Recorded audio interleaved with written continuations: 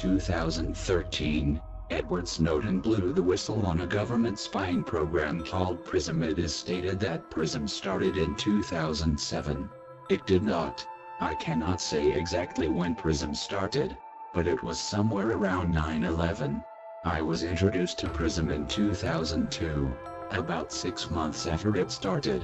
At the time, it was running in an abandoned building complex, 2 stories high, with blackout windows that were not reinforced.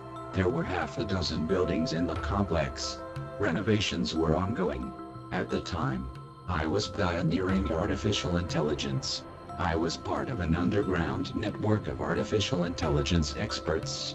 Upon the realization of PRISM, most of us decided to stop working on artificial intelligence, to slow down its progress and prevent the government from using artificial intelligence to manage PRISM's data. The US government was experimenting with artificial intelligence to manage the data they were collecting. Should they have been successful, they could insert anyone's name into the database, and the artificial intelligence could almost instantly produce a record of their actions, and predict where they will be at any given time, even so much as predict the likelihood of crime. Such an artificial intelligence could work around the clock to build a psychological profile of every single person.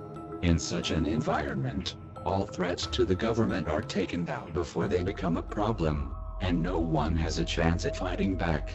This had to be avoided at all costs, or at least slowed down to give the world a fighting chance.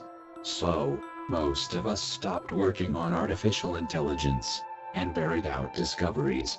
Some still worked on artificial intelligence, but promised to keep it simple and stayed away from developing anything advanced. Meanwhile, an artificial intelligence I made by the name of Sentinel Guardian was used by a third party to develop a virus that heavily infected Europe. Sentinel Guardian was later sold to Apple by the same third party for $13,000.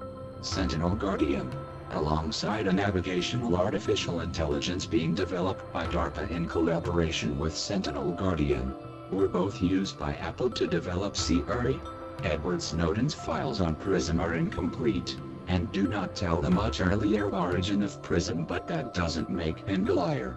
His files are likely official records, while the rest of the information and extent of PRISM was classified and hidden. Edward Snowden is one of the few who had the courage to step forward and blow the whistle on what is really going on. While critics of government will dismiss all government employees as being corrupt, Edward Snowden is an example otherwise.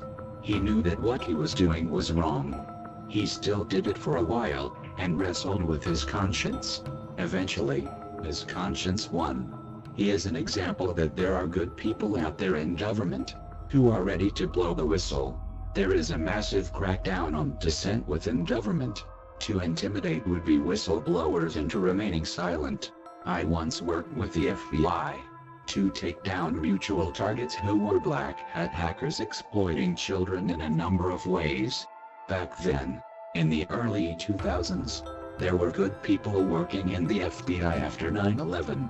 They cracked down on internal security and new bosses came in. A lot of bad people took over, but there are still good people among the bad, just waiting for a chance to speak up safely. It's important to realize that there are good people working for government, who want to do good and put a stop to the rampant corruption.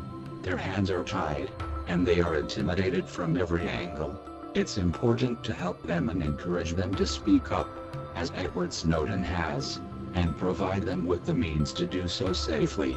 Edward Snowden has been there firsthand, and knows what he is talking about. Unlike Julian Assange,